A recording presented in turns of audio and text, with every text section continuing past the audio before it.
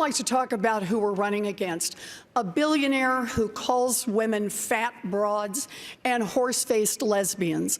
And no, I'm not talking about Donald Trump. I'm talking about Mayor Bloomberg. I actually welcomed Mayor Bloomberg to the stage. I thought that he shouldn't be hiding behind his TV ads. I don't think you look at Donald Trump and say, we need someone richer in the White House. Let's put forward somebody who actually lives and works in a middle-class neighborhood in an industrial Midwestern city. Let's put forward somebody who's actually a Democrat. Look. The one thing that I'm really worried about, embarrassed about, was how it turned out with stop and frisk. It got out of control. And it's not whether he apologized or not, it's the policy. The policy was abhorrent, and it was, in fact, a violation of every right people have.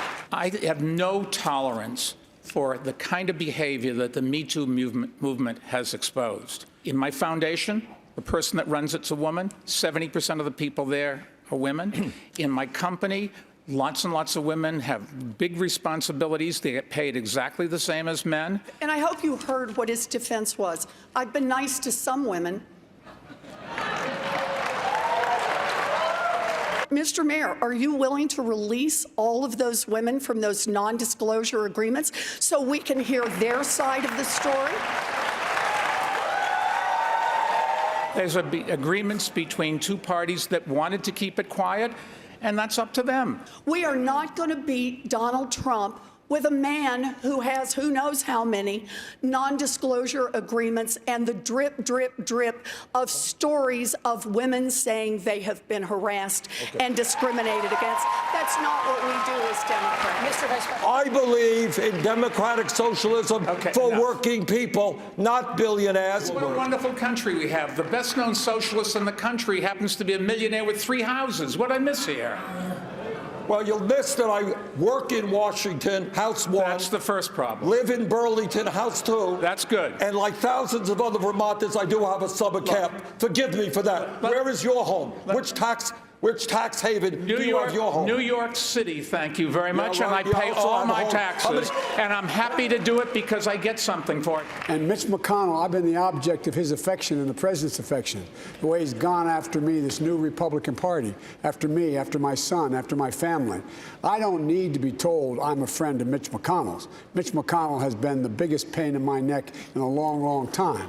And that's what we are saying, Pete, is maybe it's a time for the working class of this country to have a little bit of power in Washington rather than your billionaire campaign contributors. All right, look, first of all, I know.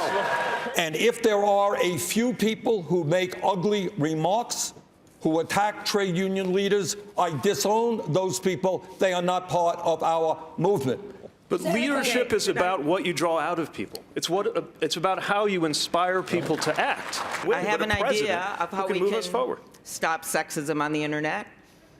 We could nominate a woman for candidate for President of the United States. Mayor Buttigieg really has a slogan that was thought up by his consultants to paper over a thin version of a plan that would leave millions of people unable to afford their health care. It's not a plan, it's a PowerPoint. And Amy's plan is even less. It's like a Post-it note, insert plan here. Bernie, I'm more of a Microsoft Word guy. I must say I take personal offense since Post-it notes were invented in my state.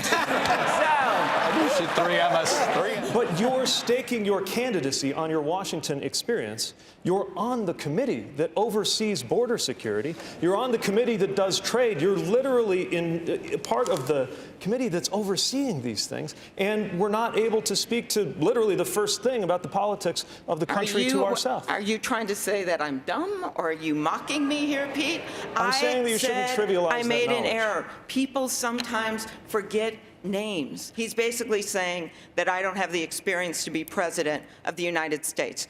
I have passed over 100 bills as the lead Democrat since being in the U.S. Senate.